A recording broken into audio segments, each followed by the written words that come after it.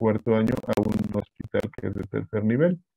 Entonces tenemos, y de por sí ya la cirugía es muy enfocada a la cirugía de mínima invasión, pues en nuestro hospital es muy predominante. Hacemos mucha cirugía, nosotros como cirujanos generales, cirugía de abdomen laparoscópica, y los cirujanos de tórax hacen mucha cirugía de mínima invasión. La doctora Tania Pérez, con la que van a, bueno, empezaron a rotar. Ella también es cirujana general, le fue compañera allá en el hospital y luego se fue al INER a hacer cirugía torácica. Y a ella también le gusta muchísimo la mínima invasión. De hecho, la mayoría de los procedimientos que van a ver que hace van a ser por mínima invasión. Pero bueno, y bueno, obviamente todas las demás especialidades, ¿no? Vamos a avanzar. Eh, Tratar de dar una definición de lo que es la cirugía de mínima invasión. Realmente es muy simple. Eh,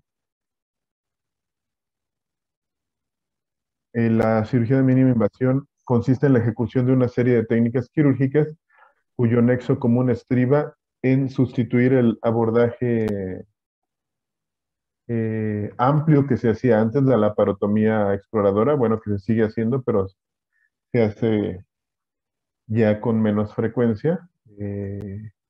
La laparotomía exploradora, por ejemplo, en esta imagen que tenemos, que estoy señalando, se ve una incisión que se hace prácticamente del apéndice gifoides al pubis. Entonces son grandes abordajes o abordajes abiertos que traen de por sí ya morbilidades o comorbilidades que se agregan a la patología inicial. Y este abordaje amplio se va a cambiar por uno más reducido. Eh, Les menciono, beneficia al paciente en muchos sentidos. No es lo mismo que te hagan una herida grande de hueso a hueso, de gifoides a pubis, a una incisión umbilical que prácticamente no te va a dejar ninguna cicatriz.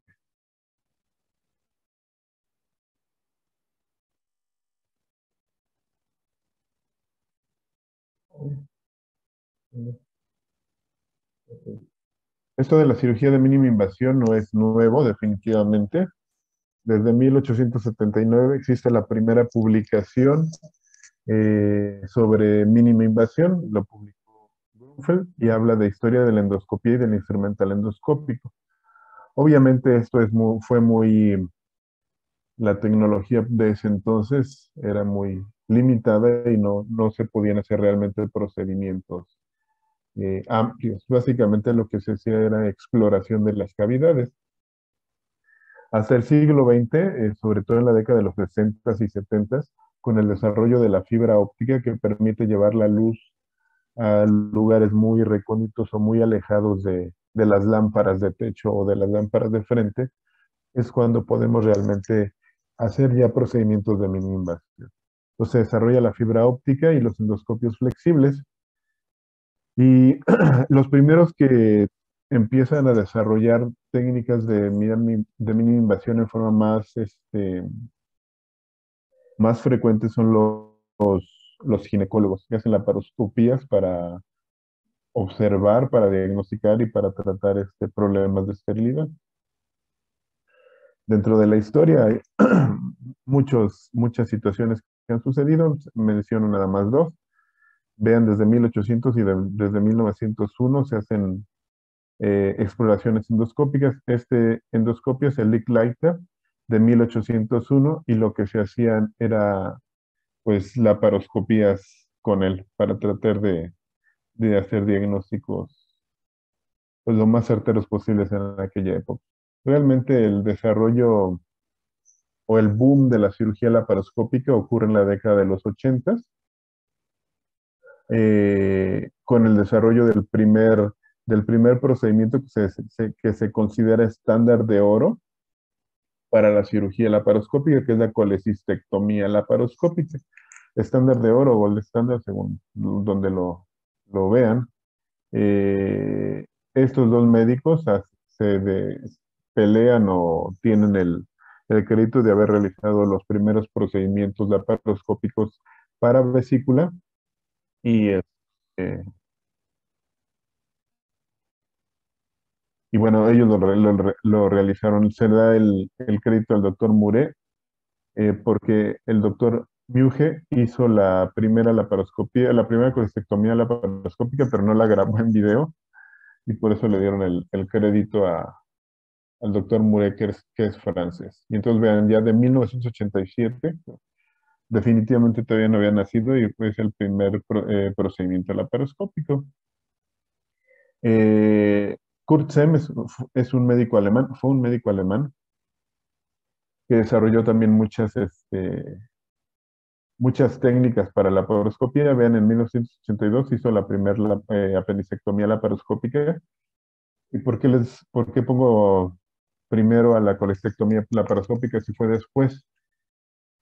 Porque la colestectomía laparoscópica se hizo, digamos, a partir de ahí como más rutinariamente, y les vuelvo a repetir, se le dio el crédito de ser el gold estándar, o sea, de ser el primer procedimiento que realmente se demostró que era mejor hacerlo por laparoscopía. La apendicectomía laparoscópica todavía está hace 10 años. Incluso todavía ahora hay gente que dice que no tiene sentido hacer una apendicectomía por vía laparoscópica. Obviamente esto va a depender del grado de inflamación y todo. Tiene mucho sentido hacer una apendicectomía laparoscópica. Pero vean, Kurzem en 1982, y bueno, él desarrolló varios dispositivos que nos ayudan a los procedimientos laparoscópicos, como un irrigador aspirador que sirve para, digamos, echar agua o irrigar agua y aspirar la misma, un morcelador de tejidos, que es como mm, ¿han visto esas cosas con las que se hacen licuados que se meten en el vaso y ahí licúan? Algo así se hace, pero para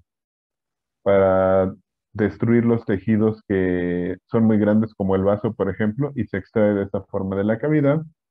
O bueno, desarrolló algunos dispositivos de sutura prefabricada, por ejemplo, para las apendicectomías. Esta es una apendicectomía laparoscópica. Aquí vemos el ciego, vemos una tenia, vemos el apéndice, vemos el apéndice está siendo traccionada para ligar la base. Aquí están ligando la base con una sutura prefabricada. Entonces, es un hombre muy brillante que desarrolló muchas técnicas.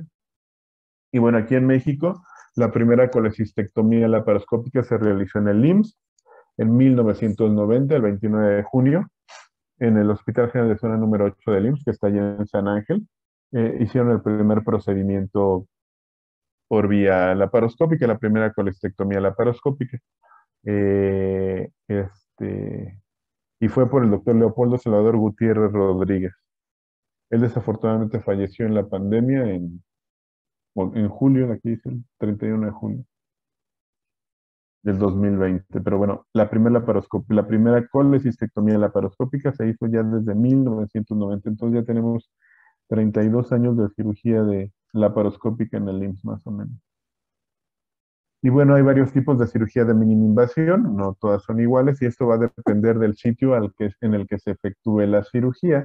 Hay cirugía endocavitaria que se hace en cavidades que ya existen de por sí, como el tórax, el abdomen, la laparoscopía o las artroscopías. Son cavidades que ya están preformadas, aunque sean virtuales algunas, aunque sean virtuales, y a esas cavidades se va a abordar.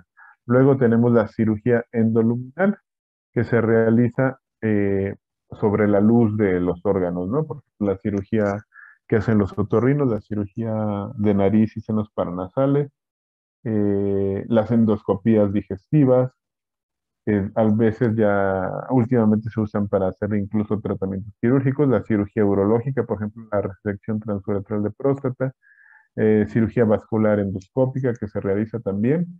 Y bueno, tenemos otros accesos. No tenemos ni una cavidad ni una luz de un órgano, pero no nosotros con aparatos especiales creamos ese acceso como axilares, mediastínicos, retroperitoneales, etcétera, ¿no? Veremos ejemplos más adelante. Y bueno, como ejemplo inicial de cirugía endocavitaria, les pongo la cirugía toracoscópica o VATS, que así van a ver que frecuentemente la programa la doctora Tania, que es la Video Assisted Thoracoscopic Surgery o cirugía toracoscópica asistida por video. Esta cirugía, bueno, para realizar estos procedimientos a nivel torácico, ustedes saben que el tórax ya de por sí tiene un esqueleto óseo, entonces eso ya facilita de cierta medida hacer los procedimientos. Obviamente, para poder hacer el procedimiento se requiere una buena coordinación cirujano y anestesiólogo. Aquí les pongo de ejemplo una imagen de una vía aérea, la cual está siendo invadida o instrumentada más bien con un tubo endotraqueal que tiene un doble globo. Este doble globo, el globo grande o el globo inicial, obstruye la tráquea para asegurar la vía aérea. Y el segundo globo, el globo más pequeño, que aquí tenemos una vista eh, de broncoscopía, perdón. El globo más pequeño ocluye el bronquio principal del lado que queremos operar. Entonces, si se quiere operar el tórax izquierdo, este tubo se deja en la tráquea y el tubo pequeño se avanza hacia el bronquio izquierdo y ahí se ocluye.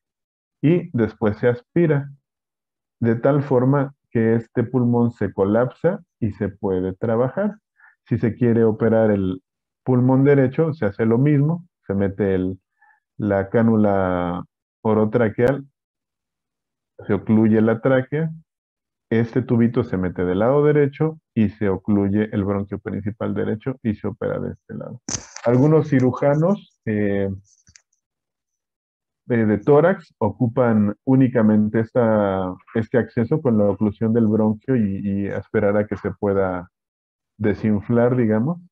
Algunos ponen dentro de los dispositivos, dentro de los trócares que se ocupan, colocan un trócar en el que se insufla gas, que es el gas CO2, para apoyar al colapso del pulmón y a la disección de las estructuras que quieren disecar. Entonces, la doctora Tania generalmente no, he visto que no ocupa tanto el uso del gas para colapsar el pulmón, o sea, a través de ponerlo en un trocar, pero por ejemplo el doctor Pairo a él sí le gusta muchísimo poner un trocar por el que se pasa gas y eso ayuda a colapsar el pulmón aparte ya de la oclusión de la vía aérea con la sonda. Y tenemos instrumentos que se ocupan en cirugía de mínima invasión de tórax. Tenemos el toracoport, que es este trocar especial que vean que tiene como una espiral. Ese trocar tiene la particularidad de que lo colocas y lo atornillas y ahí se queda fijo para que no se vaya a estar moviendo. Tenemos los separadores Alexis que se ocupan mucho en cirugía torácica de mínima invasión, también en cirugía abdominal. Y bueno, al final de todo procedimiento quirúrgico torácico, sea el que se haya hecho, si abordas el tórax y abres la pleura, al final, o cuando menos en la gran mayoría, ya la doctora Tania me desmentirá, se coloca una sonda endopleural. Aquí tenemos un ejemplo de un sello de agua con una sonda endopleural colocada en un tórax, y aquí ven cómo se vería la misma sonda en un tórax, ¿sí? Entonces, son parte de los instrumentos que se usan en cirugía de mínima invasión toracoscópica. Aquí tenemos un ejemplo de un tórax, está en decúbito lateral del paciente, aquí se ve que tuvo una sonda endopleural, y este es un separador Alexis colocado, y vean aquí se está poniendo el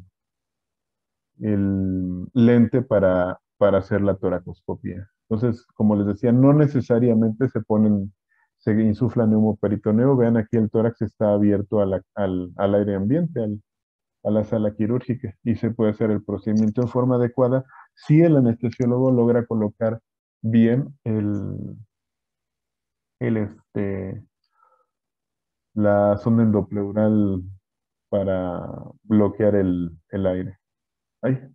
Y bueno, vean aquí, este es otro uso del separador Alexis. Se usa mucho en ginecología. De hecho, mis residentes que llegaron este año me decían que nunca habían visto usar el separador Alexis en cirugía general, lo habían visto más bien en cesáreas. Entonces, vean, esta es una cesárea con un separador Alexis. También se puede hacer cirugía endocavitaria, por ejemplo, las artroscopías de rodilla. Aquí en lugar de insuflar aire, se insufla solución salina para mantener el espacio de trabajo. La cirugía endoluminal, aquí tenemos, por ejemplo, una endoscopía en la que se está resecando un pólipo con un asa, y eso ya se considera un procedimiento quirúrgico. Ahora que hablemos de colon y de cáncer in situ y de pólipos, etcétera, verán que esto en sí ya es un tratamiento quirúrgico efectivo para un CA in situ localizado en un pólipo. La cirugía, como les mencionaba, de los otorrinos, endoscópica de nariz y senos paranasales. Otros accesos, tenemos el TOEDBA, y aquí viene Transoral Endoscopic Thyroidectomy by Vestibular Approach, que es el abordaje de la cirugía de tiroides por el vestíbulo de la boca. Estos procedimientos se han desarrollado con la finalidad de no dejar ninguna herida, ninguna cicatriz sobre la piel del paciente. Esta técnica se desarrolló en Tailandia, me parece, donde, dice fue en Tailandia, tienen una cultura de no tener heridas visibles en la piel. Si tienes la piel morena y o se te ven heridas, ya es así como algo de clasismo ahí en esa situación. Entonces, se desarrolló esta técnica por allá para no dejar cicatrices visibles. Aquí en México se hace, específicamente yo tengo conocimiento del Hospital de Especialidades de ahí del mismo de la Raza, donde se hace este procedimiento. Vean, entonces a través de la boca se colocan los tres trócares y se quita un tiroides enfermo, una glándula tiroides enferma. O también se puede hacer un abordaje más clásico, en el que se hace un abordaje transaxilar. Vean, los trócares se colocan en el borde de la axila, por debajo del pectoral, bueno, del borde del pectoral, en ese sitio se hacen las incisiones y se llega hasta la región del cuello, la región anterior del cuello, y se hace el procedimiento. Entonces, son otros accesos porque vuelvo a lo mismo, no hay un espacio al que se aborda, no hay una cavidad ni una luz. Nosotros también hacemos acceso de otros accesos, digamos, sobre todo en la cirugía de aninguinal totalmente extraperitoneal. Vean, de este lado les estoy señalando, espero que se vea, un, un trocar, por aquí está incluso el lente, un dispositivo especial, un trocar con globo, se llama. Y aquí lo que se hace es abordar el espacio preperitoneal. Vean, aquí ya rechazo el peritoneo hacia abajo. Es decir, no entramos a la cavidad, no entramos a las tripitas. Metemos ese globo ahí, se insufla, se infla, se deja en ese sitio inflado para que haga hemostasia unos 5 minutos y luego se desinfla y ya nos deja un espacio disecado para trabajar. Entonces, aquí realmente no hay un espacio. Lo creamos nosotros, trocar de disección con globo. El doctor Pérez Aguilar, que es cirujano de ahí del hospital, con el que ya algunos lograron entrar, incluso les apoyó para que pudieran entrar, él hace mucho procedimiento totalmente extraperitoneal, o así al menos. Entonces, ojalá tengamos oportunidad de que vean algunos. ¿Cuáles son las ventajas de la cirugía de mini invasión? Pues tienes una mejor visión. Puedes llegar a lugares más recónditos que con tus ojos no puedes, porque estás en cirugía abierta, pues estás desde acá afuera, ¿no? Viendo, eh, te limita la cabeza de tu compañero, la, la exposición que te dan tus ayudantes, etcétera. Pero bueno, les pongo mejor visualización entrecomillado, porque si no tienen un buen ayudante, igual vas a batallar exactamente lo mismo. Cirugías complejas en las que el ayudante no te ayuda, ya lo verán ahora que estén rotando con nosotros. Cuando el ayudante no ayuda, aunque seas un excelente cirujano, batallas muchísimo.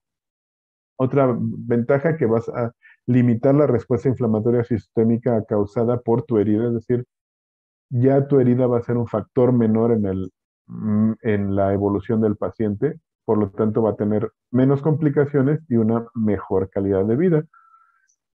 Y algo muy importante para mucha gente, va a tener un mejor resultado cosmético. Va a tener una cicatriz más bonita o al menos menos fea. Como ya les mencionaba, en el posoperatorio va a haber menos dolor, va a haber menos necesidad de analgésicos narcóticos, estos son caros, entonces tiene una ventaja económica también. Va a haber menor cantidad de infecciones, no es lo mismo hacer una herida en un gordo, eh, diabético gordo, obeso mórbido, que tiene un apéndice complicada y le haces una herida abierta, abordas toda la grasa, se te contamina la pared, se te infecta, tienes un heridón infectado. Al contrario, si haces el abordaje por vía laparoscópica, la posibilidad de la infección se reduce muchísimo. Entonces hay un menor índice de infecciones. De hecho, yo acabo apenas de tener la primera infección de sitio quirúrgico por apendicectomía en una jovencita este año, después de 20 años de hacer procedimientos laparoscópicos. Entonces, vean, realmente es una, y bueno, de apéndices abiertas, pues sí han habido más, ¿no? Entonces, sí es menos la cantidad de infecciones que presentas, y va a haber menor incidencia de complicaciones pulmonares. Por ejemplo, en una colestectomía laparoscópica, tú haces un abordaje abierto subcostal y es una herida que duele mucho. Es lo que hace el paciente es inspirar menos, o sea, respira más superficialmente. Eso favorece la presencia de atelectasias, de zonas de hipoventilación pulmonar, y si tiene los factores adecuados, incluso puede desarrollar una neumonía. Al tú tener heridas más pequeñas, el paciente va a respirar mejor, su mecánica ventilatoria va a estar menos limitada por dolor y él se va a complicar menos. Y bueno, algo muy importante también, el dinero es importante. En salud se gasta muchísimo dinero, como no sé si se enteraron ahora en la pandemia. Van a regresar a trabajar en forma más temprana. Por una cirugía laparoscópica se les da 14 días de incapacidad a un trabajador. Por una cirugía abierta se le dan hasta 28 e incluso más días si hay complicaciones asociadas a la herida quirúrgica. Entonces es una diferencia muy, muy importante. Es la evolución de la cirugía de mini invasión, una cirugía abierta, completamente una herida amplia, a la cirugía laparoscópica multipuerto o tradicional, que son de 3 a 5 pequeñas incisiones. La mayor es de 12 milímetros, la menor puede ser incluso una punción de una aguja. A la cirugía de puerto único, que es la cirugía de laparoscopic single surgery. Pues en esta, single site, perdón, es cirugía de puerto único, que haces una sola herida, ¿no? A lo largo del tiempo, la tendencia es reducir la invasión al paciente para hacer el mismo procedimiento. ¿Cuáles son las desventajas de la mínima inversión? Que se requiere alta inversión inicial. Si vas a poner tu clínica, pues hay que gastar más para poder tu cirugía, para ofrecer los procedimientos laparoscópicos. Si lo quieres comprar, pues requiere más inversión. Y si no, se puede rentar, ¿no? Requiere un entrenamiento especial. Cada vez más es más frecuente que los médicos cirujanos, los cirujanos recién egresados, logran tener una buena formación en cirugía de mínima invasión por el PUEM, por el Programa Único de Especialidades Médicas. Es decir, que se ha logrado integrar la cirugía laparoscópica o toracoscópica o la que sea, dependiendo de la especialidad, a los cursos de residencia, pero aún así, si tú quieres hacer procedimientos específicos o más avanzados, requiere de un entrenamiento especial. Y luego alguna gente no quiere invertir en ese entrenamiento especial, quieren llegar a aprender en el paciente ahí, público sobre todo, ¿no? Pues ya, vamos a operar conejillos de indias a ver cómo nos sale. Y bueno, esto no es algo adecuado. Ustedes saben, ahora ya tienen departamento, tienen, ¿cómo se llama esto? Eh, El El SECAM. SECMI, ándale, el SECMI es el de cirugía general. El SECAM tienen, o sea, la tendencia es adquirir habilidades, gracias por su ayuda, y destrezas en modelos, ya sean vivos, no vivos, sobre todo no vivos, pero me refiero biológicos, porque a veces operamos cabezas de puerco muertas o cabezas de chivo, los otorrinos, o una vez fue un curso de cirugía de hernia inguinal donde operamos cuellos de pollo. Realmente hay modelos biológicos y no biológicos, pero siempre, últimamente la tendencia es a tratar de adquirir las destrezas sobre, no sobre gente, no sobre pacientes. A mí también me tocó aprender directamente sobre el paciente. Últimamente ya la tendencia es perfeccionarse sobre el paciente, eh, no aprender directamente sobre él. ¿Qué otras desventajas? Las limitaciones técnicas. Si se pone a sangrar, ha sucedido que se corta una arteria cística, por ejemplo. Menciono mucho vesícula porque es lo que más se opera. Y ahora que estén rotando hasta van a decir, hay otra vesícula, pero bueno, esperemos que no, que tengan variedad. Se corta la arteria cística, sangra y justamente la arteria cae sobre el lente, ¿no? Y ya no se ve nada. Y limpias y otra vez. Y entonces empieza a sangrar, te empieza a desesperar, se mancha el lente, no ves. Es una limitación técnica, sobre todo si no estás si no tienes la habilidad de controlar el sangrado, limpiar tu lente y ya continuar tu procedimiento, ¿no? Entonces esto te va a dar mala visibilidad. La oclusión intestinal es difícil operarla por la laparoscopía, pero se puede hacer. Y bueno, aquí les pongo el cáncer con un signo de interrogación, porque antes se consideraba que el cáncer no se podía operar la laparoscopía. Lo sigo poniendo nada más para hacer esta puntualización. Actualmente ya se hace cirugía laparoscópica para cáncer sin ningún problema y se ha visto que se obtienen los mismos o casi los mismos resultados que con una cirugía abierta.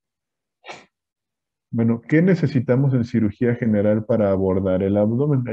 Cada vez voy a hablar más de cirugía general, que es lo que vamos a ver más nosotros. Pues tienes que hacer un neumoperitoneo, es decir, meter aire a la cavidad abdominal. ¿Y alguien me quiere decir por qué vemos esta imagen como ejemplo de neumoperitoneo?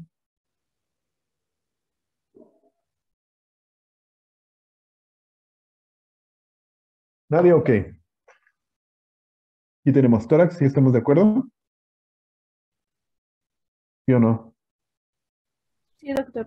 Ok, aquí tenemos tórax. Y acá abajo está el abdomen, aquí vemos el hígado y aquí no sé qué vemos. Aquí vemos el diafragma derecho y aquí vemos el diafragma izquierdo. Y aquí vemos una imagen, se ve radiolúcido a nivel subdiafragmático derecho y se ve radiolúcido a nivel subdiafragmático izquierdo. Eso es un neumoperitoneo, ¿sí? A veces esta imagen solo se ve del lado derecho, no siempre se ve del lado izquierdo, pero bueno, si se ve de los dos lados es que el paciente tiene un buen de gas adentro de la cavidad abdominal y es una imagen típica en un paciente con una perforación de víscera hueca, que puede ser estómago, duodeno, colon o incluso intestino delgado si es una oclusión de larga evolución.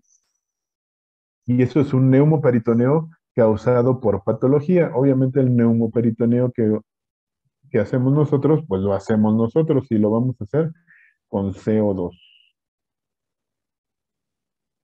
Si tienen una imagen así en un paciente recién operado por vía laparoscópica, no se angustien, no está perforado.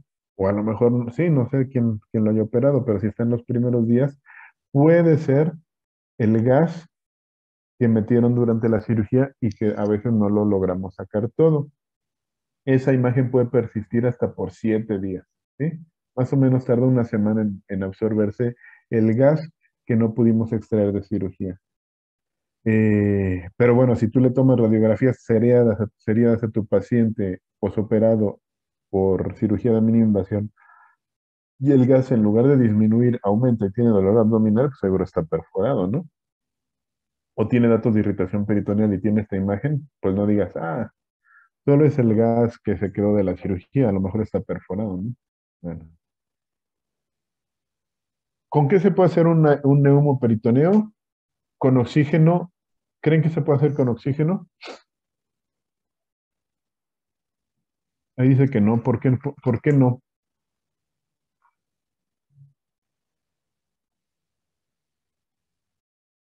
¿Alguna idea? ¿Qué pasó en la misión anterior a la Apolo que llegó a la Luna? ¿Cuál fue la Apolo que llegó a la Luna? Creo que fue el Apolo 11 o el Apolo 12, no me acuerdo. Bueno, ¿Qué pasó en la misión anterior? Poco. Bueno, explotó el módulo en el que estaban y como era una atmósfera enriquecida por oxígeno, se quemaron en segundos. Entonces, si tú metes oxígeno puro a la cavidad abdominal y luego metes un electrocauterio, lo que vas a hacer es que tu paciente explote. El oxígeno es muy bueno para causar que el fuego se expanda. De hecho, no sé si han visto en las películas que hay incendios y que los están controlando y de repente alguien abre una puerta o rompe una ventana y ¡fuas! Flamazo. Eso sucede con el oxígeno. Entonces, no se debe hacer con oxígeno porque su paciente explotaría, perdón. Con aire ambiente se puede hacer, sí se puede hacer, pero es incómodo. A mí me tocó recién egresado llegar a operar en lugares donde el neumoperitoneo te lo hacían con un ambú y con aire ambiente, es decir, ahí estaba el anestesiólogo insuflándole el aire, apretando el ambú para que se hiciera un neumoperitoneo. No, no es lo adecuado. Aunque se menciona que se puede usar en traumatismo craneoencefálico. Óxido nitroso se podría usar sobre todo en trauma craneoencefálico, eh, pero no es de uso habitual. El helio, el xenón, argón, todos estos gases tienen sus indicaciones específicas, ¿sí? Entonces, lo que sí usamos siempre es el que ocupamos en forma rutinaria, es el CO2, dióxido de carbono. A lo largo del tiempo se ha intentado con diferentes gases, obviamente el oxígeno no, pero lo que se ocupa es CO2, básicamente, ¿no? Sea la condición del paciente que sea. Es raro que vayas a operar a un paciente con trauma craneoencefálico para una laparoscopía, ¿no? Pero bueno, se llega a hacer, pues se recomiendan estos gases, ¿no? ¿Cuáles son las ventajas del CO2? Que es más inocuo, no explota, es fácil de adquirir y almacenar, puedes tener grandes cantidades de CO2 ahí almacenadas y no vas a volar a tu hospital, es de bajo costo, es de fácil manejo, por lo mismo, no va a explotar, es altamente difusible, esto es muy importante, difunde bien en la membrana peritoneal y si tú por alguna razón ya te tardaste mucho y se está absorbiendo mucho CO2, el anestesiólogo con el manejo de la ventilación puede revertir esa acidosis respiratoria que presenta el paciente por un exceso de CO2. Entonces es altamente difusible, soluble en sangre y se metaboliza por vía respiratoria, lo que les acabo de mencionar. No es tan irritante para el peritoneo a diferencia de otros gases, aunque hay algunos pacientes que sí se llegan a quejar de dolor. Es común, bueno, es cuando sucede el dolor por CO2, normalmente ocurre en el hombro o en la escápula, sobre todo del lado derecho. Eh, porque el gas se queda metido ahí entre el hígado y el diafragma e irrita y les puede dar un poco de dolor. Ese dolor se de por sí solo. Bueno, no favorece la combustión, ya lo mencionamos, ¿no? Obviamente el gas, aunque sea inocuo, no es 100% inocuo, tiene efectos sobre su paciente, ¿no? Y va a tener efectos de tipo hemodinámico, respiratorio y efectos renales. Aquí hay efectos mecánicos directamente por la gran cantidad de gas que se mete a la cavidad y efectos directamente por el metabolismo del CO2. Aquí hablamos de efectos mecánicos mayormente. Hay efectos hemodinámicos al meter tu CO2 a la cavidad. Vean, aquí tenemos una aguja que está insuflando CO2 en la cavidad y está comprimiendo las asas intestinales. Esto va a hacer que se compriman las asas, que se compriman los vasos retroperitoneales que están abajo, que se le eleve el diafragma por compresión igual y eso va a limitar la ventilación.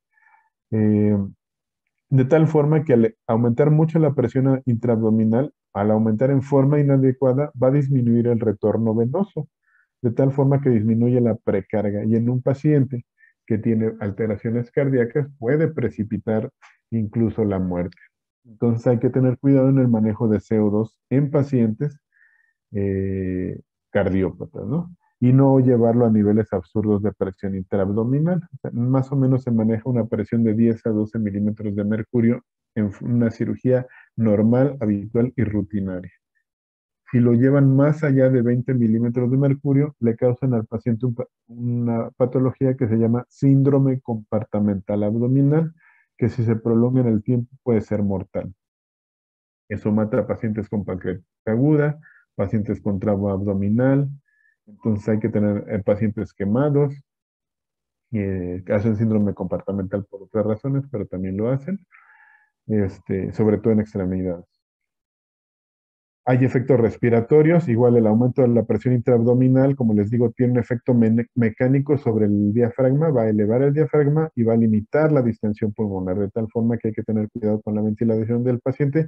Y aquí aparte existe hipercapnia, es decir, se absorbe mucho el CO2, entonces tienes mucho CO2 en la sangre de tu paciente y te causa acidosis respiratoria, que si no es corregida en forma rápida, puede llevar a la muerte del paciente también. La acidosis mata, parte de la teoría de la muerte, ¿no? Entonces, la acidosis mata y hay que tratar de no hacer procedimientos laparoscópicos o toracoscópicos que sean muy prolongados. También tiene efectos sobre el riñón y va un poco a lo mismo. Aumenta la presión abdominal, hay compresión de los vasos retroperitoneales, disminuye la perfusión renal, hay un nivel en el cual si no le llega suficiente sangre al riñón, pues el riñón no filtra y causa oliguria. Por eso debemos tener una presión arterial media arriba de 65 para tener una buena perfusión a todos los niveles. Entonces, esos son los efectos del CO2 a grandes rasgos. ¿Cómo vamos a crear ese neumoperitoneo? Pues tenemos dos formas, una técnica abierta, una técnica cerrada y una intermedia. Entonces serían tres, ¿verdad? Primero se coloca técnicas cerradas con la colocación de esta aguja de Veres, que es una aguja que, vean, tiene esta particularidad, tiene tiene un vástago en medio que es retráctil, es decir, ustedes hacen presión sobre ella y sobresale esta cuchilla, de tal forma que esta cuchilla corta, cuando ustedes la colocan, sienten que pasan dos estructuras, que es la aponeurosis y el peritoneo, se siente un doble rebote, poc, poc. Ya que se sintió ese doble poc, es muy probable que estén en cavidad abdominal y en ese momento conectan aquí, luego lo quieren conectar acá, lo quieren conectar acá, no, se conecta aquí el CO2. ¿Por qué les hago tanto énfasis? Porque ustedes hacen esto cuando entran a cirugía con nosotros. Entonces, la aguja la coloco yo, pero ustedes colocan el gas de este lado. No es acá, no es en la válvula de abrir y cerrar, es acá atrás, arriba, ¿ok? Y bueno, esta aguja de Veres va a tener longitudes variables, la normal para gente delgada y la larga para obesos. Si el paciente tiene cirugía previa, se puede hacer el abordaje cerrado, sí, pero se ocupa en un punto especial que no vamos a mencionar porque generalmente no lo hacemos. Lo que hacemos es hacer un abordaje abierto.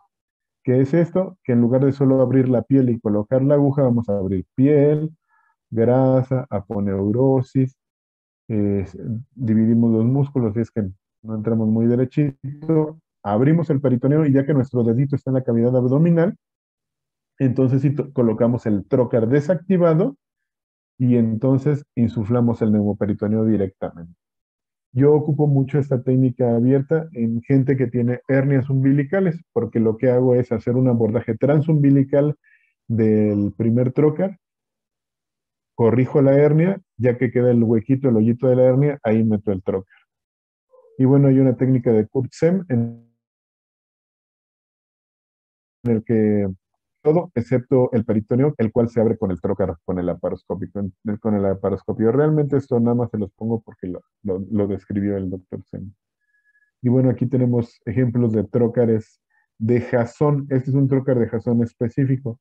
¿Qué particularidad tiene? Que tiene estas orejitas para que tú amarres eh, el trócar a la piel y no se te vaya a estar moviendo, porque como lo hiciste con técnica abierta, a veces queda un poquito flojo. Entonces, la presión intraabdominal normal va de 0 a 5 milímetros de mercurio. Pues cuando tú colocas tu aguja de Veres, debe darte esa presión.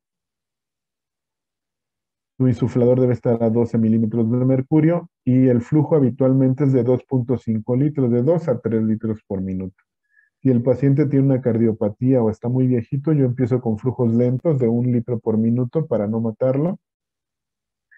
Eh, pero bueno, ya cuando al final de la cirugía van a ver que, de hecho, desde un inicio, últimamente a los cirujanos jóvenes les gusta mucho tener flujos de 6 de 8 desde un inicio para hacerlo todo más rápido, ¿no? Rápido, rápido, todo rápido.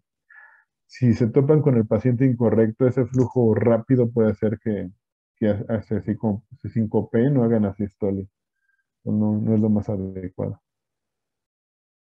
Bueno, el resto de los trócares se colocan a una presión de 12 milímetros de mercurio y dependiendo de la cirugía, la cirugía se va a llevar en una presión de 8 a 12. Hay que recordar no llegar a 20. Bueno, ya lo mencioné. Aquí tenemos un aparatito que se llama, es el aparato de neumoperitoneo, un neumoinsuflador. Los pongo porque a mí de interno me tocaba ser el técnico de la paroscopía. No sé en qué condiciones vayan a ser el internado y a lo mejor les toca, ¿no? Aquí tiene 3 parámetros a valorar o a ver qué estamos haciendo. El primero, el volumen infundido, que es la cantidad de gas que ha pasado a la cavidad abdominal. Y aquí tenemos un icono que dice gas bottle, que es la botella de gas, y aquí nos está indicando si está vacío o si está lleno, ¿no? Aquí ya se está vaciando. Aquí no ha pasado gas, entonces no, 0 litros o 0.0 litros. Aquí sí tenemos el flujo al cual está programada la presión. Vean, flujo en litros por minuto, aquí flow rate, está el ritmo o el flujo. Y aquí está programado a 15. O sea, es un flujo, lo van a inflar como si fuera con compresor, así. En esas condiciones el paciente se puede descompensar. Entonces, aquí debe decir 3, así 2 idealmente, ¿no? Pero van a ver que, fíjense cuando entren con los diferentes médicos, cómo cada quien maneja diferente y algunos aquí ya le ponen de un inicio 6 o 7. Yo normalmente solo lo pido cuando a veces sacamos la vesícula y el trócar el orificio se hace más grande, entonces está fugando un montón, entonces hay que aumentar el ritmo con el que entra el CO2 para compensar la fuga. Y aquí dice abdomen pressure, presión abdominal. Y aquí está programado a 16, lo cual también está alto, ¿no? Quedamos que debe ser entre 10 y 12. Esta presión ya es peligrosa para el paciente. Mm, bueno, neumoinsuflador. ¿Para qué nos sirve? Para meter gas. Inyecta CO2 a un flujo continuo. Debe mantener constante la presión intraabdominal. Si tú quieres una presión de 12 y te está manejando 3, no vas a ver nada. Entonces requieres por eso les digo que estar con el ambú, como se hacía en algunos lugares muy rústicos al inicio, no es adecuado. No mantiene una presión adecuada a lo largo de toda la cirugía. Y bueno, te va a permitir monitorear la cantidad de CO2, la presión y el flujo que has tenido durante la cirugía, ¿no? ¿Qué alternativas hay? No, tú no quieres ponerle CO2 al paciente. Pues realmente no hay muchas. Tú haces la cirugía abierta. De hecho, nosotros cuando el paciente no tolera el neumoperitoneo, que dice, no, doctor, el anestesiólogo te dice, el paciente no va a tolerar el neumoperitoneo, pues ni modo, tenemos que hacer la cirugía abierta. Pero bueno, se ha creado este dispositivo que se llama Laparolift, que es este que se ve aquí en el esquema. Aquí se ve en el esquema y aquí se ve colocado. Es una alternativa para crear una cavidad donde trabajar. Vean cómo hace una cavidad en forma de cono y te va a dar una exposición realmente limitada de la zona, porque no es lo mismo tener una cavidad bien redondeada, bien distendida, así toda bonita, a nada más este cono que te da un espacio mínimo para trabajar, pero bueno, pues es una alternativa, ¿no? ¿Qué desventaja tiene también? Que vean, mete estas dos ramas, digamos, que van a mantener la zona expuesta. Esas ramas se quedan fijas ahí. Si tú te tardas 2 horas, 3 horas, 4 horas en tu cirugía, son las mismas horas y el mismo tiempo de isquemia que se produce sobre esa zona. Entonces, una zona isquémica te va a dar más dolor postoperatorio. Entonces realmente no tiene no tiene la misma ventaja que el CO2. Vamos a ocupar laparoscopios que van a variar entre 2 y 10 milímetros de diámetro, dependiendo del sitio al que se está abordando. Los de cavidad abdominal que usamos son de 5 a 10. Aquí hay algo muy importante, nada más que ver que algunos son planos, es decir, vean el extremo de este es planito y este es oblicuo. El plano prácticamente ya no se usa, se usaba en inicio de la cirugía laparoscópica. Actualmente ya siempre usamos el oblicuo. ¿Por qué el oblicuo? Porque te va a dar una... Oh, qué buena. Al ser diagonal, no puedo, me atraviesa esa cosa. Te va a dar una visión lateral, es decir, tú, por eso se los explico ya que estemos trabajando en el terreno, digamos, pero hagan de cuenta que al tener esta visión oblicua, te permite, al tú mover tu lente hacia un lado o hacia el otro, te permite ver a la izquierda, a la derecha, arriba, abajo. Entonces es una ventaja impresionante en comparación con solo ver de frente. Entonces es la ventaja de tener un- el extremo angulado de tu lente. Prácticamente siempre nosotros, yo siempre ocupo el de 45 milímetros. Sí, no, no me acuerdo si es de 30 o de 45, pero bueno, uno de estos dos que es el que siempre tenemos. Se requiere un monitor, este es el monitor si ven, se parece al que usaban en la primera cirugía. A mí me tocó cuando era estudiante, así como ustedes, ver estos monitores. Actualmente ya son una ultra definición, 4K, no sé qué, todas las características necesarias para que tú veas perfectamente, ¿no? Se requiere un monitor, se requieren los trócares, es el vínculo esencial entre el paciente y nuestro instrumental. Vean, hay de muchas marcas, de muchas calidades. Estos son de los mejorcitos, los de Ethicon. La característica de estos trócares es que tienen una válvula a la que se conecta el gas. Tienen una camisa, que es esto grisecito. Eso es lo que se queda en el paciente. Y tienen un punzón, que es esto que se ve aquí. El punzón va de aquí hasta acá. Aquí el punzón es lo amarillo y llega hasta acá, atraviesa la camisa. Entonces, ustedes cuando entran, bueno, cuando van a entrar a la cavidad abdominal, eh, hacen presión y esta zona del punzón saca una cuchilla, la cual corta, ya que logra vencer la resistencia de los tejidos, se retrae automáticamente, entonces ya tú quitas el punzón y nada más dejas la pura camisa. Tienen diámetros diferentes, aquí en nuestro hospital nos dan de 5 y de 12 milímetros para trabajar, son los más comunes. Se requieren pinzas, el mismo instrumental que ocupan en cirugía abierta, lo mismo, pero adaptado a cirugía laparoscópica. Graspers para agarrar, tijera de corte, una pinza disectora o de Maryland, una engrapadora. Aquí tenemos un irrigador aspirador y un electrocauterio. Tenemos portagujas laparoscópico para hacer las suturas intracavitarias y bueno, de ahí todo lo que se requiere. Las Babcock, que es como lo que más ocupamos, Duval, muchas, muchas, muchas, mucho instrumental. Dispositivos de energía, aquí tenemos un ejemplo de energía. ¿Cómo se llama este tipo de energía?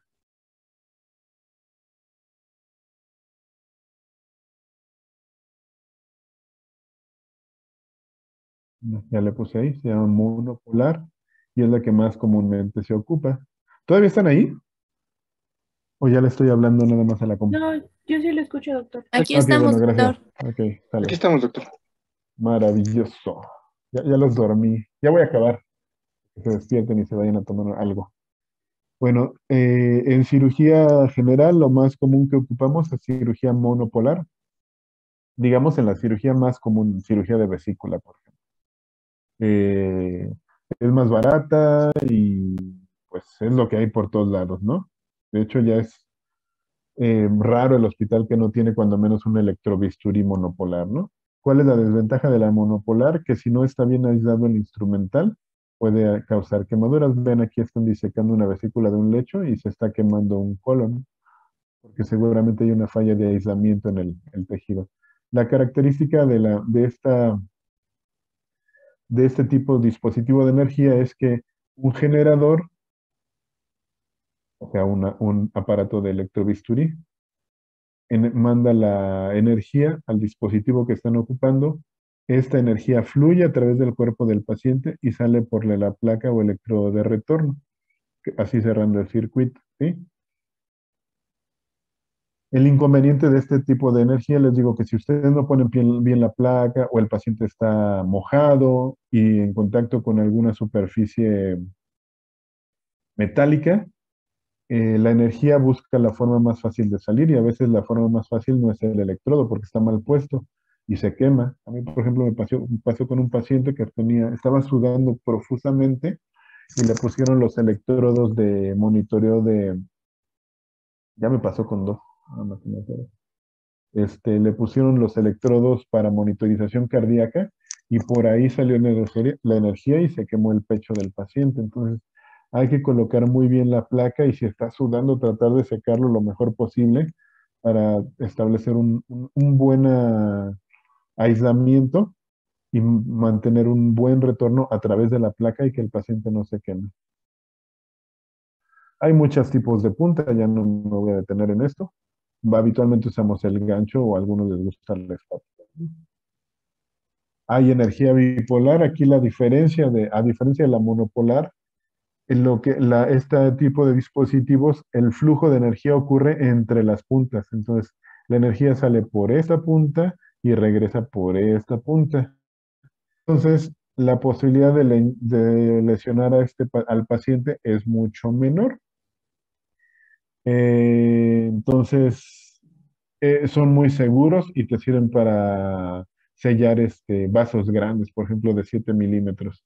Vasos de 7 milímetros los puedes sellar con un dispositivo bipolar tipo ENSIL, por ejemplo. Y bueno, pues son los tipos de energía que hay. Hay que establecer un buen ambiente de trabajo y más que ambiente de trabajo, una buena forma de ayudar. Nunca les insistiré lo suficiente a ustedes. A veces entran a ayudarnos. Generalmente lo hacen muy bien, no sé cómo lo hacen, pero a veces los residentes ayudan menos que ustedes, pero bueno, ya les tocará. Hay que camarear bien, o sea, enseñar bien lo que quiere ver el cirujano para que sea feliz así y pueda operar de la forma más adecuada, ¿no? Se requiere mucho entrenamiento en cirugía laparoscópica, no lo olviden. No por entrar una, dos, tres veces ya son expertos en cirugía laparoscópica, hay que entrenarse. Y bueno, hablemos brevemente de las contraindicaciones de la cirugía laparoscópica. Este esquema es muy, muy viejo, pero si lo sigo poniendo para que vean cómo ha evolucionado. Contraindicaciones absolutas, insuficiencia cardiopulmonar grave. Obviamente, si tu paciente tiene una insuficiencia cardiopulmonar grave, por ejemplo, los pacientes que tienen infartos recientes, pues ni siquiera se pueden operar por cirugía abierta, ¿no? Infarto agudo del miocardio. Infarto reciente, sí, de preferencia, ni con cirugía abierta. Si se puede aguantar, dejar que pase el tiempo y repararlo después. Antecedente de peritonitis bacteriana. Actualmente operamos a los pacientes con las peritonitis bacterianas, incluso agudas, y apéndices complicadas o vesículas perforadas de muchos días u otras patologías, por ejemplo, una úlcera péptica perforada, la operamos por cirugía de mínima invasión. Entonces, realmente, esta contraindicación absoluta, pues realmente ya no es. La obstrucción intestinal, pues es una contraindicación relativa, porque si tú puedes hacer el abordaje en forma segura con una técnica abierta, puedes hacer el procedimiento laparoscópico. Entonces, vean, prácticamente cuando menos dos de estas se han eliminado. Y la otra, pues, es contraindicación incluso para cirugía abierta, ¿no? Relativas, falta de colaboración.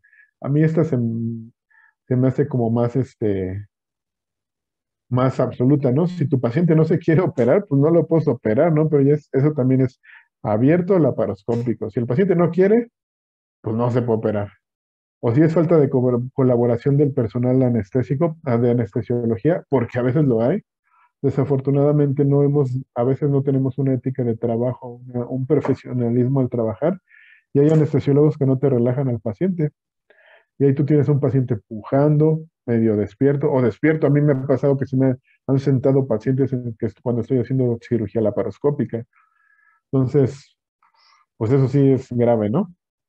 Coagulopatía grave.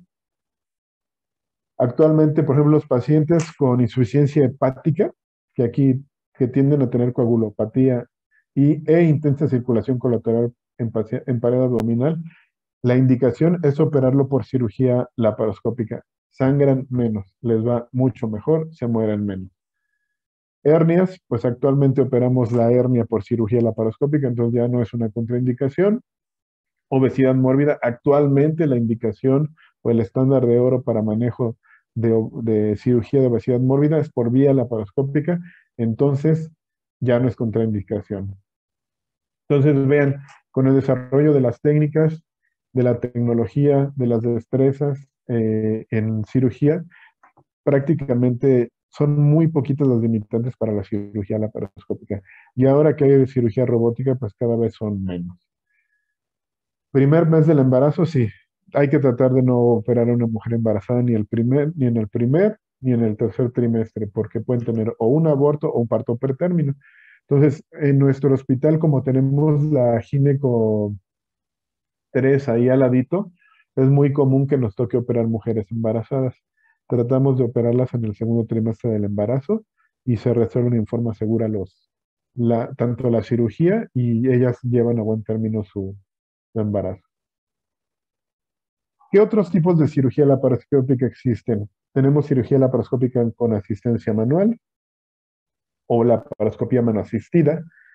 Vean aquí se hace una incisión pequeña, lo más pequeña posible para que entre directamente en la mano del cirujano.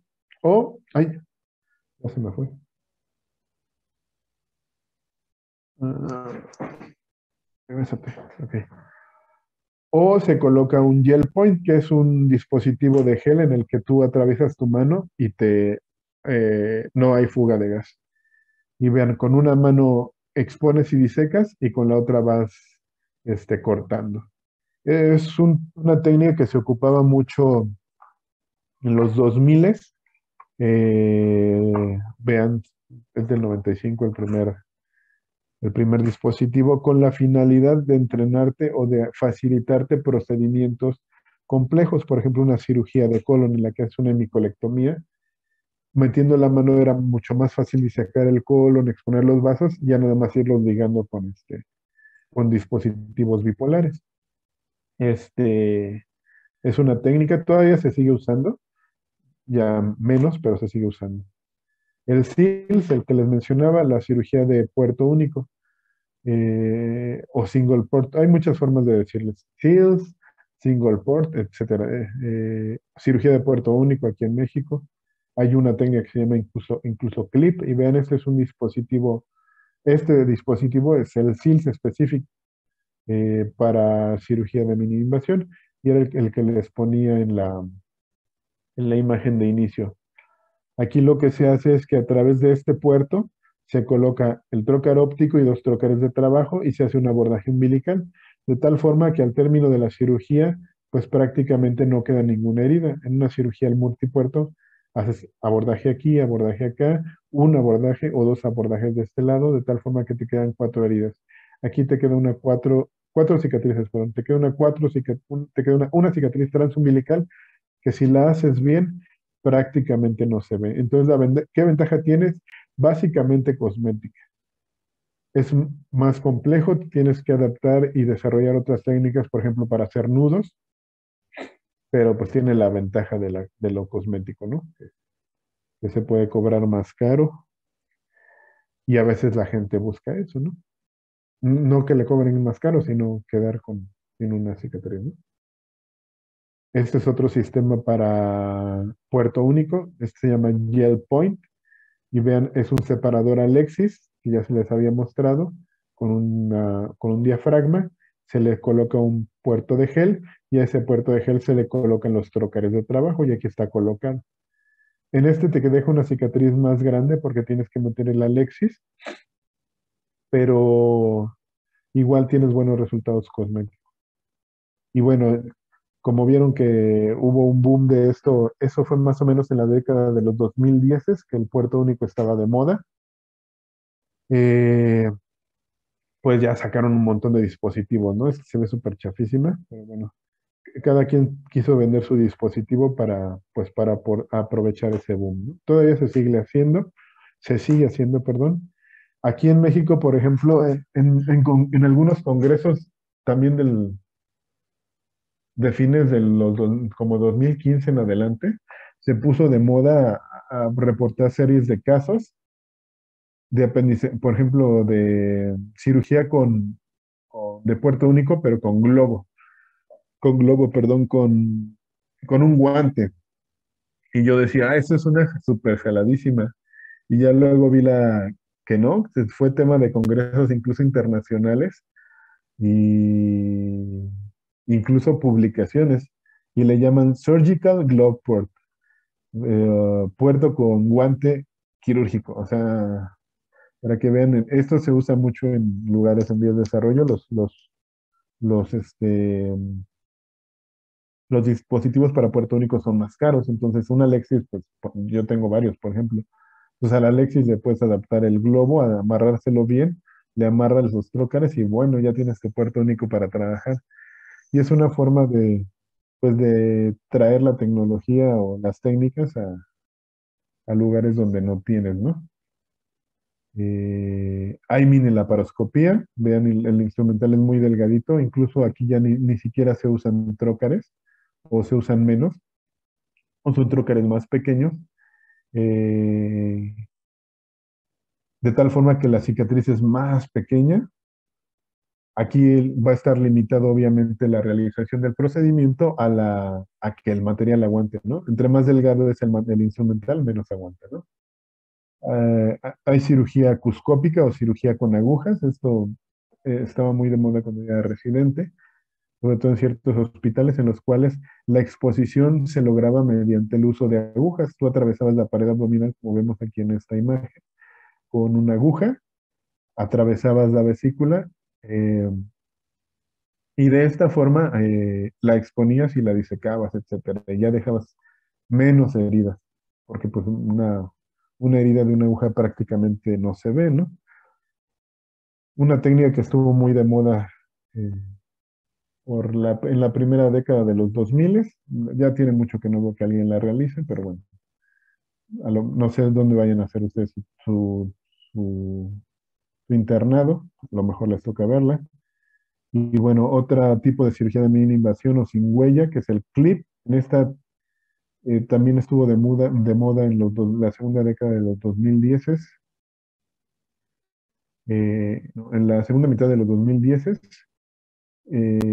Y bueno, para que sea clip tienes que usar un puerto único y usar este instrumento especial que tiene visión y canal de trabajo y este instrumento de exposición, ¿no? Realmente son como, cuando algo ha funcionado o se pone de moda, cada quien quiere sacar su técnica y bueno, está esta, ¿no? Que prácticamente yo no he visto que nadie la haga, únicamente la vi en ese congreso que no la expusieron.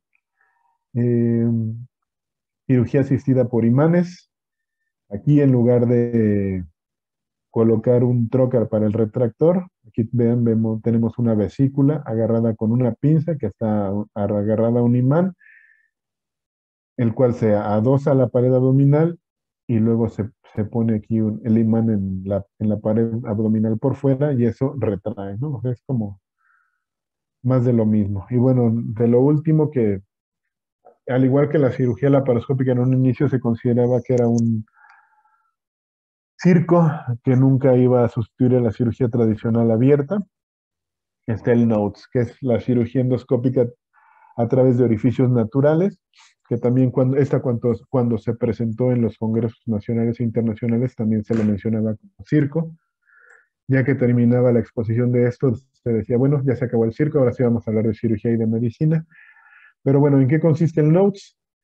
Básicamente es aprovechar un orificio natural o un sitio donde no vas a dejar cicatriz para hacer procedimientos quirúrgicos. Aquí esta imagen nos muestra una apendicectomía a través de endoscopia. Entonces entran a través de la cavidad oral, llegan al estómago, le hacen un hoyo al estómago, salen de la cavidad eh, gástrica, se meten en la cavidad abdominal, llegan a donde está el apéndice, la quitan, la sacan por el estómago, cierran el hoyito del estómago y vamos para afuera.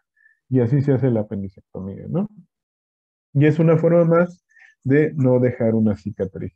Esto realmente, yo en México no he conocido a nadie que en la que se haya popularizado esto, o que haya, sí, yo hago apendicectomía por Notes a todos mis pacientes, realmente por a través del estómago, no he conocido a nadie. Son procedimientos que se hacen más comúnmente en el extranjero, sobre todo en el oriente. Por ejemplo, en la India les gusta mucho hacer procedimientos Notes. No sé si allá pues los dejen hacer todo, no sé, les gusta muchísimo. Pero bueno, aquí vemos ejemplos de por dónde se pueden hacer ciertos procedimientos. Por ejemplo, vamos a ver la vesícula, que es lo más común, por la boca, por vagina o por el ombligo. Y es una forma de hacer procedimientos sin dejar huella, ¿no? Por ejemplo, funduplicatura, dice aquí, flujo gástrico, por la boca, una funduplicatura endoscópica, que se ha puesto como de moda tratar de hacer por vía endoscópica los procedimientos en lugar de los procedimientos que vamos a ver nosotros en el curso. Realmente no han tenido los efectos esperados todavía. Bueno, y bueno, aquí tenemos muchos ejemplos, ¿no? Aquí tenemos, por ejemplo, aquí vemos una sonda Foley transuretral. Este es el introito vaginal y aquí vemos que están extrayendo una vejiga, una vesícula a través de la vagina, ¿no? Entonces aquí lo que se hace es colocar los trócares a través del fondo de saco, abordar la cavidad abdominal a través de la vagina de tal forma que no se deja cicatriz, se hace el procedimiento a través de ese sitio, se extrae por la zona a través de ese sitio y se cierra, ¿no? Entonces es una forma de no dejar huella. Aquí vemos una pieza, un apéndice extraída por la boca de una apendicectomía endoscópica. Y bueno, lo último, ¿no? Cirugía robótica, que es como lo más avanzado que hay actualmente. Hay robots cada vez más super avanzados que te permiten hacer procedimientos más adecuados o más con menos lesión. Hay dos enfoques en cirugía robótica, en uno que se utiliza como herramienta complementaria de la habilidad humana. Aquí vemos un cirujano en un Da Vinci operando un paciente, ¿no? Y bueno, yo quiero pensar que esa va a ser la tendencia para siempre, ¿no? Que siempre se va a requerir de un humano, de un cirujano, para hacer los procedimientos, aunque sea a través de un medio robótico. Y hay otra técnica,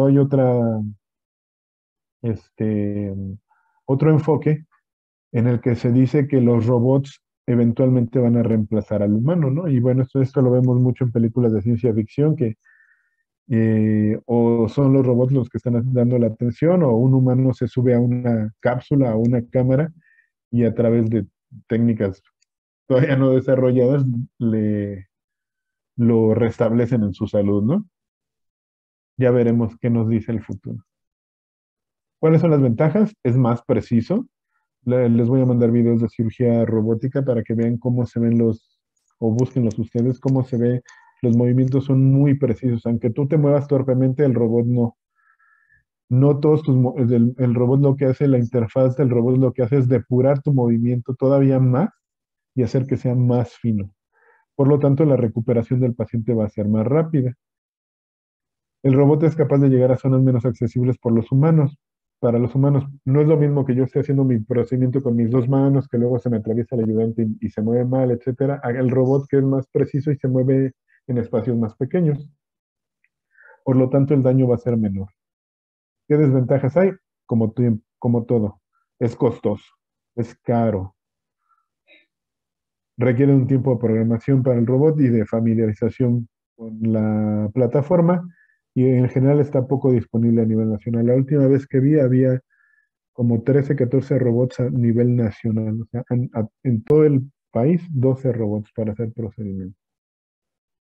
Y bueno, este es un ejemplo de un Da Vinci viejito, ya una sala de un Da Vinci viejito, pero básicamente es la idea. No sé, y con esto doy por terminado mi plática. Espero que no se hayan aburrido mucho. No sé si tengan dudas o preguntas, comentarios o reclamaciones. Cuando menos digan no. No, doctor, todo Ahorita bien. no, doctor. ¿No? Bueno, si no hay dudas, yo tengo anuncios. Este, ¿dudas del programa? ¿Alguna duda de la programación, que es realmente la primera interacción que estamos teniendo? Programación, forma de rotación, horarios, inquietudes.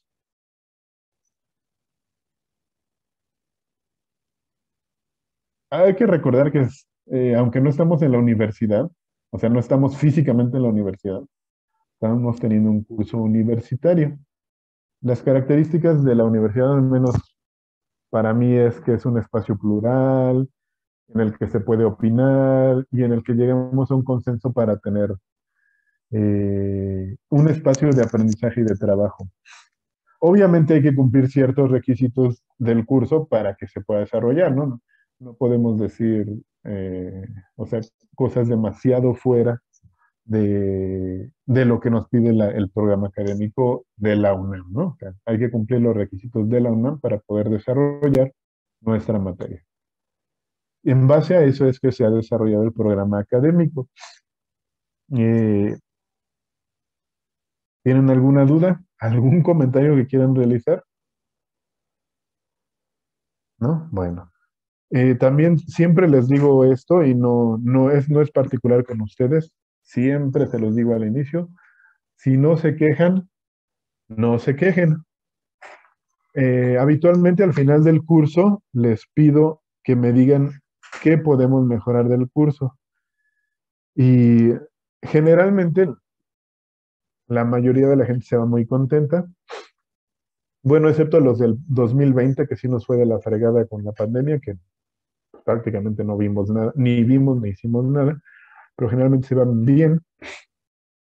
¿Y a qué me refiero con si no se quejen, no se quejen?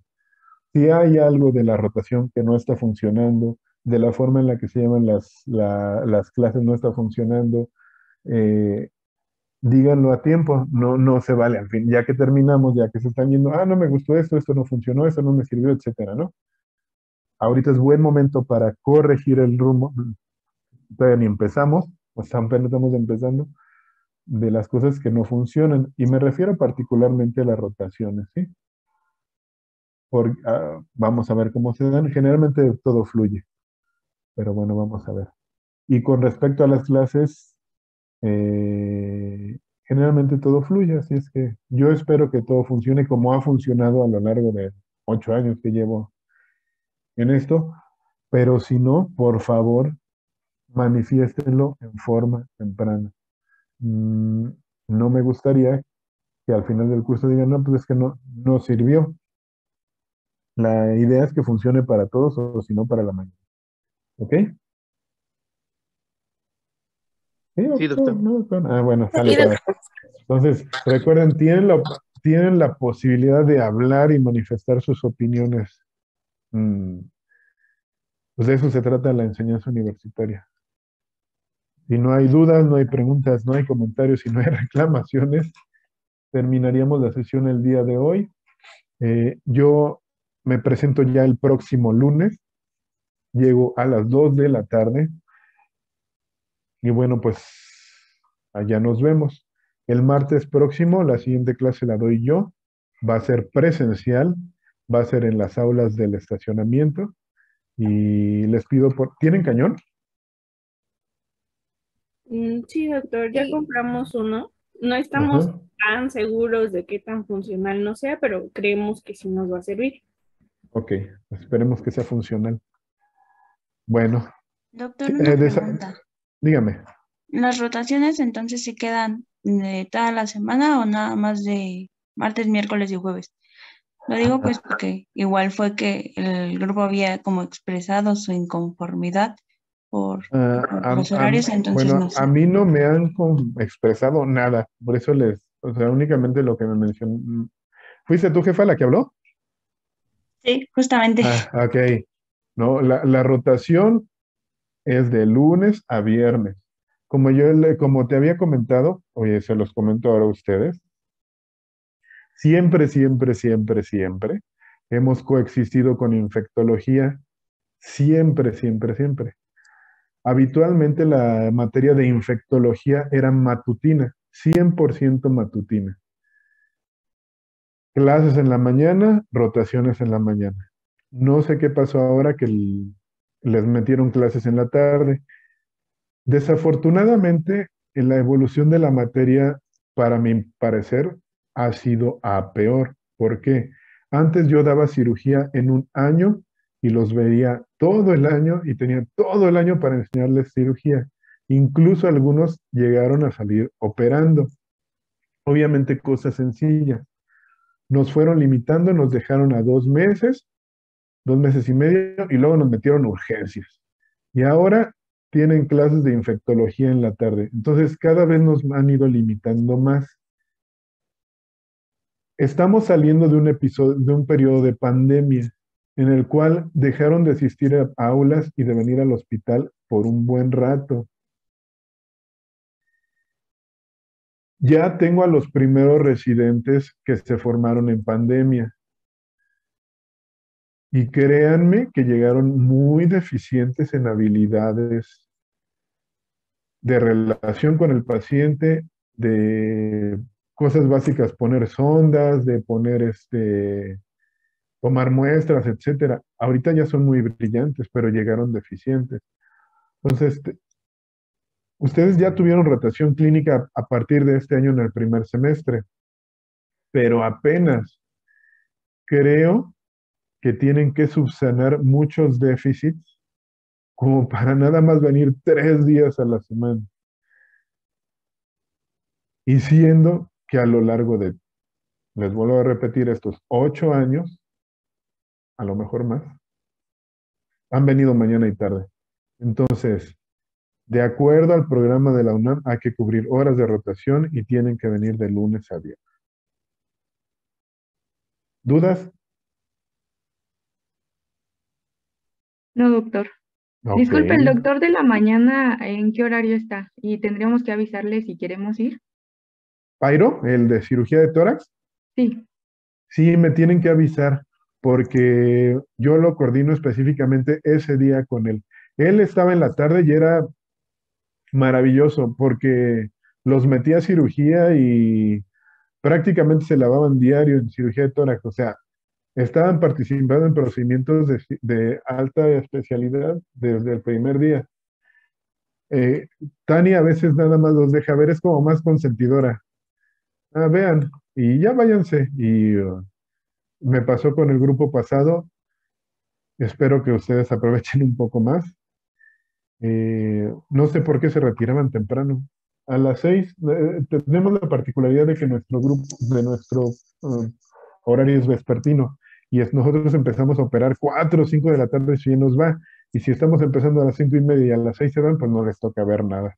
Y es que ojalá ahí participen más del procedimiento en la medida de lo posible, de acuerdo a su seguridad también. Y viven muy lejos, pues ni modo, hay que irse más o menos temprano para no exponernos, ¿no? Y Sí, si, pues a los que nos ha tocado rotar por cirugía, pues la verdad hemos preferido quedarnos a la cirugía y pues salimos como a las 8. sí, es que esa es la cosa, empezamos tarde y ya terminamos 8, 8:30. A lo mejor no quedarse a todo el procedimiento, pero ver lo más importante y ya retirarse, ¿no? Y si están lavados, pues ahí sí y son la última esperanza, pues por favor no se retiren. Sí, también me llegó a pasar que no había ayudantes en ningún momento y había estudiantes y el estudiante se metía y bueno, pero yo ya me voy, pero pues eres el único que está ayudando, no te vayas, no seas hijo. Entonces, gracias. Si tienen esa disposición, aprovechenla y volviendo a lo mismo. En la mañana sí pueden venir con el doctor Pairo, incluso en cirugía general, si quieren venir, también lo puedo coordinar con una doctora específica. Nada más me tienen que avisar un día antes para que yo les pregunte dónde los ven y a qué van a entrar. También para ver si vale la pena que vengan, porque a veces hay, a veces no hay procedimientos, ¿sí? Últimamente diario ha habido, pero bueno, para estar más seguro. ¿Ok? Sí, doctor, gracias. Bueno, pues si no hay más dudas, un honor y un placer estar con ustedes. No los conozco porque veo puras pantallas apagadas. Ya no les insisto en que la aprendan porque no la aprenden. Nos vemos el próximo lunes, los que les toque rotar, y el jueves ya los conoceré a todos, o la mayoría. Cuídense mucho, gusto en estar con ustedes, que tengan un excelente día. Gracias, Gracias, hasta doctor. pronto. Bye. Gracias, doctor. Bonito día, bye.